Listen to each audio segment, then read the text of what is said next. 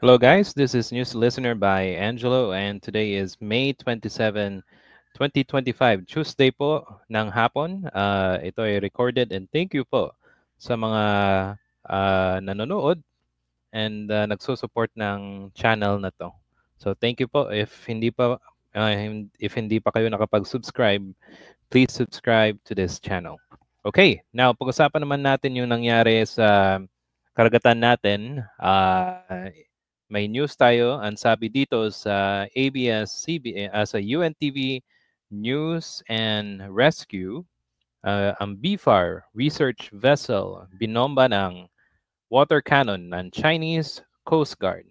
Okay, sana namang alam naman natin, harassment galing sa China. And as we all know, ang West Philippine Sea ay atin. Okay? So inuulit ko, atin 'yan. Walang pakialam yung Chinese Coast Guard or on China about West Philippine Sea. Okay? Now, punta tayo dito sa may description. Sabi dito, muling nakaranas ng panghaharas ang mga barko ng BFAR mula sa Chinese Coast Guard. Sa unang pagkakataon, binomba ng water cannon ng China ang civilian vessel ng Pilipinas na may sakay ng mga marine scientists. Imagine, yung mga scientists, binobomba ng water cannon, nagre-research lang. Diba? And sa ating pang dagat. So, nakakainis kasi, parang namumuro na eh, di ba?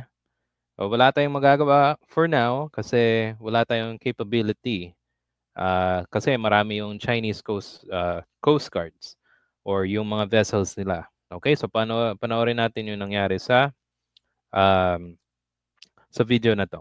Okay? Medyo palaki natin. Sandali lang. Ganda naman natin. Yan. Chinese Coast Guard vessel number 21559. This is MMOB 3002. Grabe. BRP Dato Sambay, Bureau of Fisheries and Aquatic Resources. A government vessel of the Philippines. Your unsafe maneuvers are... Imagine ina-explain niya ng tao doon sa loob ng barko. Ito ay isang research vessel. Hindi ito isang Coast Guard or even Navy, di ba? In clear violation of your obligations.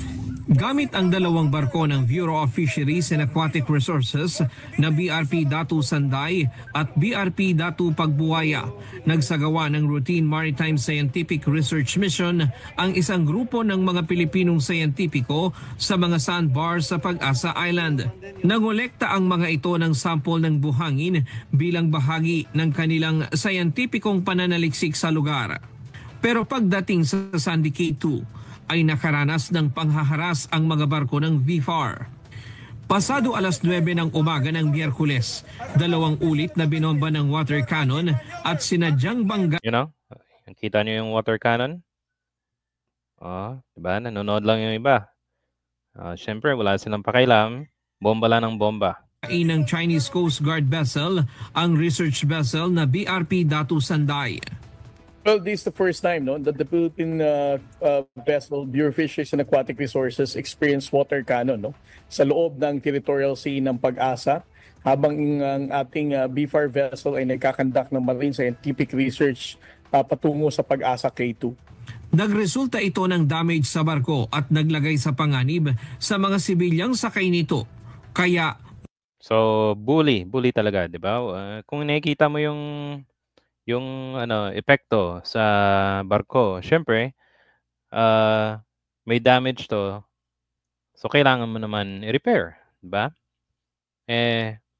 Kung kailangan i-repair, so may hinto yung kanilang research na ginagawa doon sa Sandy Cay. Mariing kinundina ng PCG at BFAR ang aksyong ito ng China. Bukod sa Chinese Coast Guard Vessel 21559, sumama din sa panghaharas ang isa pang barko ng CCG, 2 maritime militia vessel at isang helicopter ng PLA Navy. Matatanda ang noong nakaraang Grabe.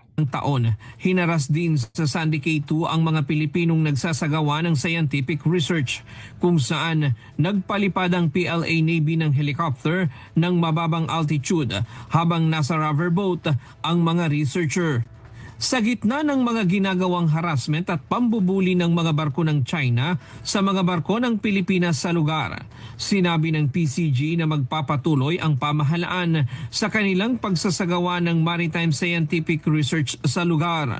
But despite of that, no, the Philippine government, kasama ang Philippine Coast Guard and the Bureau of Fisheries and Aquatic Resources is still going to pursue ang ating marine scientific research dito sa mga Pag-asa case. It will not prevent the Philippine government in conducting MSR within the territorial sea of Pag-asa. Ang Syndicate 2 ay nasa territorial water ng Pag-asa Island. Mayroon lamang itong distansya na 2.5 nautical miles. Sa kabila So malapit siya sa ating bansa, sa ating lupain, di ba?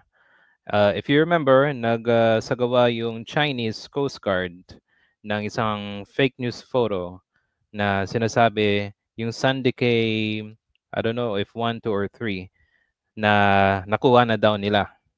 Okay? And if I remember, yung BFAR dati, sinabi, yung isang mga Syndicate, ang nangyari is, yung mga corals na patay, tinatambak nila doon sa isang lugar. Which, violation yan ng law sa dagat. Kasi bawal sirain yung mga corals. At yung mga corals ay yun ang mga bahay ng mga isda. At doon sila nagpaparami, di ba? So, pag sinira mo yon at ginawa mong isang artificial island, yun ang nakakasira ng isang international law. Kumbaga, bawal yan sa international law. Okay? ng insidente, matagumpay pa ring naisagawa ng Philippine Scientific Team ang kanilang misyon sa Pag-asa K1, 2 at 3. Ryan Lacanlale, UNTV News and Rescue. Okay, so yun na yun guys. Para sa akin, I think kailangan na natin mag-focus si BBM. I think kailangan niya nang mag-focus sa pagpaparami ng ating mga barko. So syempre upang at least mapagtanggol naman natin yung mga ating research vessels, mga Coast Guard natin. 'Di ba? Kailangan ng paramihin at dapat makuha na yung yung tinatawag na korupsyon sa ating bansa. Kasi pag ang korupsyon ay na-remove natin, na puksa natin, gaganda yung buhay ng bansa, magiging malago, mayaman, at pag nandoon na tayo, we can build many vessels as we want. Dapat tulungan natin yung mga local shipping company na i-improve yung yung technology para gumanda naman yung ating mga facilities at makagawa naman tayo ng barko dito, di ba? So, kung meron kang facility na sinusuportahan ng gobyerno, I'm sure na maybe within 3 years, ang dami ng barko na pwede gamitin ng Coast Guard or maybe even yung Navy, di ba? So, kailangan may gawin dito si BBM. Now, tignan naman natin yung isang comment ni Robin, number 1 senator ng last senator election 2022 sa isang sa pag-atake ng Chinese Coast Guard sa BFAR. Okay? So punta tayo sa isang tab. Ito, galing to kay Richard Didarian. Guard vessel, yung isang research vessel ng Pilipinas. Tapos medyo malapit na po kasi siya sa coast ng Pangasinan. Sabi po nila, doon daw kasi nagtatapos yung 9 dash line ng China. Kaya ganun kalapit, 35 nautical miles na lang po sa bay. Ang linaw na niyan, okay? Kaya naririnig nyo yung explanation ng reporter. Tignan nyo kung anong mangyayari kay Robin. Bayan natin. Sorry ma'am, hindi ko masyado madinig. Opo. Okay. Ano naman po, Senator Robin. Okay. Makinig mo ng mabuti. Okay. Hinarang po yung research vessel Ng ng... Pilipinas. Ano po to? Ano, BIFAD? Ano po? Namria, sir. BIFAR? Namria po. Nang? BFAD. Namria. Okay. Opo, Okay. hinarang po Yung sila. nagsusukat nung nagsusukat Yes nung po. baseline. Yes, sir. Kaya lang, sir, 35 nautical miles na lang po galing sa baybay ng Pangasinan. So, malapit siya. Ilan? 35. So, Okay. sobrang lapit na po niya, sir. And doon daw po kasi nagtatapos yung 9-dash line ng China. So, medyo palapit na po sila ng palapit yung mga hinaharang. Your reaction lang, sir. Okay. Your reaction. Let's see. Well, kasi kung wala pa naman sila sa sovereignty natin, Wala pa raw sa severity natin. Nasa loob na nga di ba? meron pang freedom of navigation yan. Pwede pa talaga silang dumaan dun. Ano? Pwede pa raw? Ang tanong lang dun, ano bang ginagawa nila dun? Hinarang nila yung ating research vessel. Ano ba naman yan? Senator number 1.